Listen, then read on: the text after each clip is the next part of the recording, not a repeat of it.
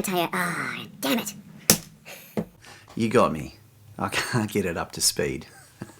I can barely get it to 2/3 of Matteo's insane speed on that lick. But it's awesome fun. There's a lot we can learn from it. So let's dig into it anyway. So that's a lick from Matteo Mancuso's solo on his song Drop D, which I recently broke down and you can check out up here. But it's just a great example of this guy's phenomenal command of the instrument. And I thought it'd be fun to break it down, and it is super fun to play. And it exposes a lot about the way Matteo thinks about the instrument. So Matteo mostly plays in D Dorian for this thing, which I just like to think of as C major. I learnt the guitar in major scales, so that's kind of how I see it. D Dorian is the second mode of the C major scale. But if you're more of a pentatonic thinker, it's like adding that note and that note. Yeah, that old thing.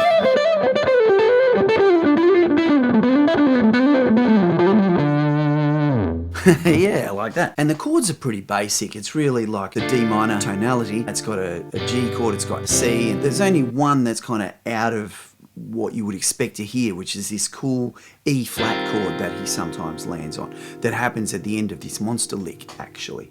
So we'll look at what he does with the scale that he's using at that point. Okay, so that first lick over the D minor is like... So that really is just a G7 lick. If you look at it down here, we've got the B, G, F, D, so your flat 7 and your 5, then like a jazz encapsulation, circling the third there, starting 1 fret high, moving 1 fret below, landing on the third, and then back up the 5 and the flat 7.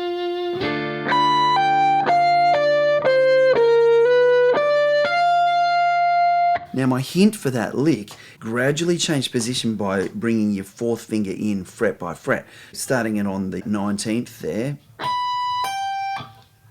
18th, 17th,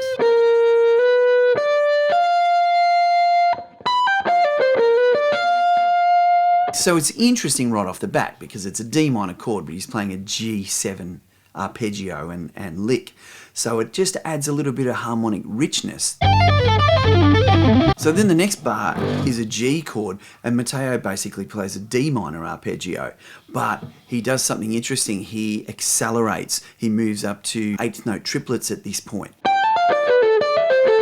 So the lick that he's playing there, I mean, you could call it a G9 over the G, starting on a G note, hammering onto the A, pulling off to the F, D, B, A. So yeah, it's a G9, but it's very simple. There's only one note that's not in D minor there. Then the next lick, he does the same thing, same pattern on the next string up. So we're on the D, hammering to a E, pulling off to a C, A, F, D. So that's a D minor 9. So yeah, interesting. Over the D minor chord, he basically played a G arpeggio. Then over the G chord, he's basically playing a D minor pair of arpeggios. Then, before that bar finishes, he accelerates again. He moves up to 16th notes. It's the first really tricky part. So we're still over a G chord at this point, but he really is playing like an A minor or a C6. So starting on the A note, hammering on to the 17th fret, the C note, pulling off to the G at the 12th, then an E note there on the 14th of the D string, 15th fret on the A string, a C note, pull off to the A, back, and to the E again on the 14th of the D string. So I love the way he's using the same sort of pattern. So each lick is an arpeggio that starts, but the next one accelerates in speed.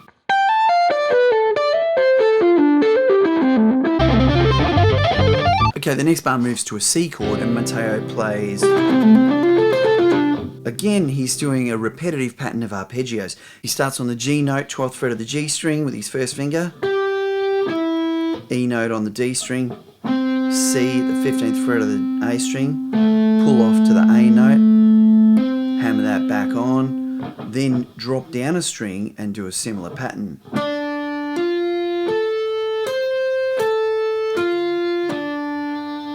So we've got D at the 12th fret on the D string, hammer on to the F note, 15th fret of the D string, A note, 14th fret of the G string, 13th fret of the B string, that's a C note, back to the A note, back to the F note, back to the 12th fret, the D note. So the first part of that lick is very C. It's just the 3 notes out of a C chord. That's like.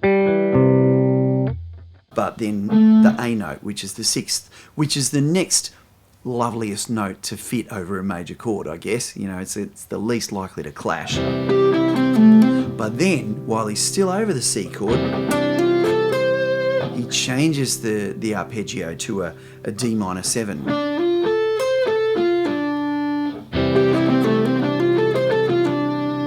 So again, it's adding something to the chords. Okay, then it moves back to a G chord for the rest of this bar. So he continues up that D minor arpeggio by hammering back on the F note, 15th fret of the D string, picking the A note, 14th fret of the G string, 13th fret of the B string, the C note, hammering onto a D note, 15th fret of the B string. Then I'm hybrid picking that F note, 13th fret of the E string, back to the D note, then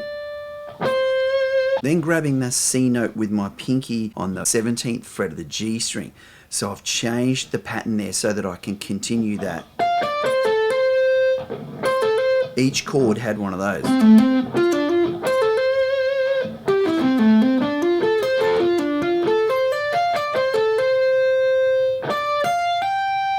And then we just finish it off with a 15th fret on the B string, that's a D note, 13th fret, that's an F note on the E string, and hammering onto the 15th fret, the G note on the E string there. So that last part really is like the D minor arpeggio and extensions again over the G chord there. The next part moves back to the D chord, and right at that point, Matteo lands on a hammer-on the 17th fret on an A note there, and then quick as lightning taps the 22nd fret, the D note at the top of the neck. And from that tap, then he does an ingenious little position change. So instead of pulling off, he slides back to the 13th fret.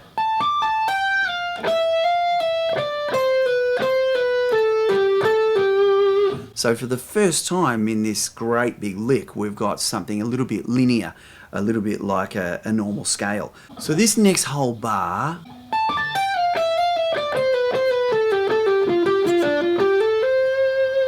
so that's pretty straightforward, that part. Apart from the crazy little tap and the slide in there.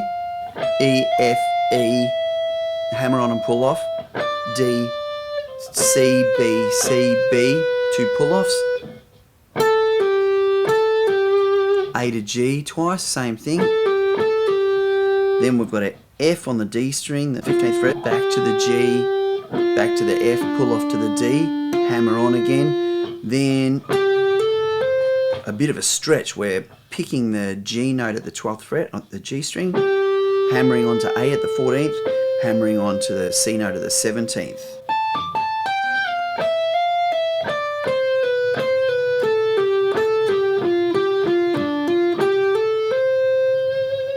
And that leads us into the legato section where Matteo does some great taps and string skips. So this next bar covers a C chord and then a G chord. And he does 2 12-note runs. The first one. Then he repeats the same sort of pattern. 1, 2, 3, 4, 5, 6, 7, 8, 9, 10, 11, 12. So there's a few things going on here that are a little bit tricky. One is the stretches. There's quite a few stretches going on with the left hand. Another is that there are some hammers from nowhere, which is, as you know, a legato trick. So we start off with a right hand hammer, pull-offs, but then to change strings, hammer from nowhere. There's a position change there, sliding. Then the pattern starts again. So right hand tap, descending pull-offs, hammer from nowhere. That's a tricky bit. It was really hard to hear. So he's descending 17, 15, 12, 10 on the A string, but as soon as he hits that 10th fret, slides his hand back to the 12th fret to ascend again. It's a great lick. Okay, the final passage, the final phrase of this monster lick is the bar of the E flat chord. I'm hearing it as an E flat 6/9. Matteo just does two things to cope with that chord. One, he makes one change to the scale, flattens the B note, then he avoids the E note altogether. So he plays every other note in the scale, but no E or E flat. The final lick is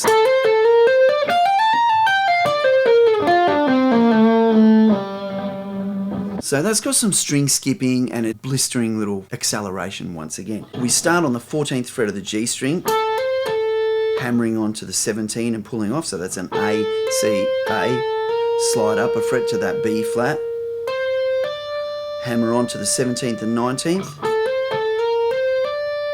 Then we've got to pick the F note, the 13th fret on the E string. The same shape. F, G, A, 13, 15, 17. Right hand tap the 18th fret, the B flat note. Then skip back up to the G string. Right hand tap the 19th fret.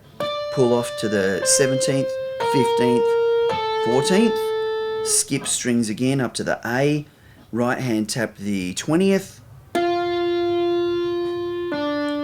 pull off to the 17th, 15th, 13th, that's the B flat again, slide back a fret to A, give that a half step bend, and slide back to the G on the 10th fret. So really slowly.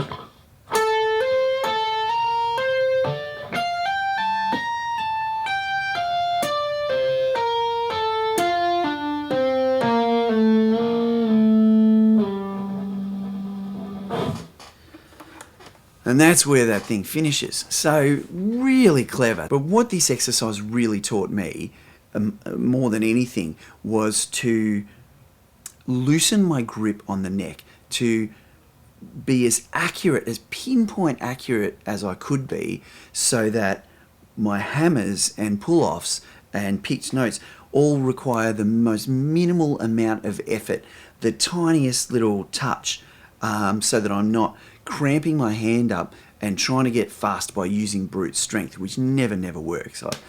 I know that from trying to do it my entire life. And it's why I'm such a sloppy, horrible guitarist. but I can appreciate the guys that can do it properly, and I try and learn and chip away at those lessons for myself.